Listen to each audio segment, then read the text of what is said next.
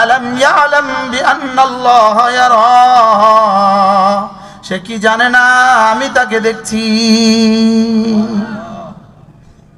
প্রসঙ্গ মনে হয়ে গেল এই আয়াতে কারিমা কখন নাজিল। এই আয়াতে কারিমা দুজনের ক্ষেত্রে একসাথে নাজিল হয়েছে।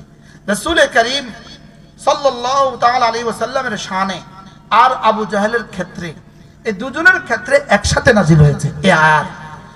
আল্লাহর নবী যখন বাইতুল্লাহতে নামাজ পড়ছিলেন, তো আবু জাহেল গিয়ে বলল, মুহাম্মদ খবরদার, তোমাকে যদি আগামীকাল এখানে নামাজ পড়তে না দেখি, নিষেধ করছে, আগামীকাল থেকে তুমি এখানে নামাজ পড়বে না, খবরদার। রাসূল দ্বিতীয় দিন আবার নামাজ পড়ছেন। আবু জাহেল এসে দ্বিতীয় দিন আবার বলছে, তুমি আর এখানে নামাজ পড়বে না। এবার রাসূল তৃতীয় দিন আবার পড়ছেন। আবু জাহেল এবার আবার বলছে, তুমি এখানে নামাজ পড়বে না। তখন আল্লাহ তাআলা এই আয়াতে কারিমা নাযিল করেন। এই আয়াতে কারিমা নাযিল করে আল্লাহ তাআলা দুজনকে একসাথে বুঝাইলেন, আলাম ইয়ালাম বিআন্নাল্লাহা ইয়ারা।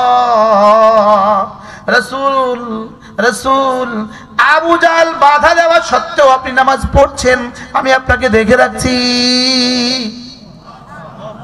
দুই নাম্বার, আর আবু জাহেল তুই কম বক্ত, আমার হাবিবকে নামাজ পড়তে বাধা দিচ্ছিস, আমি তোকেও দেখে রাখছি।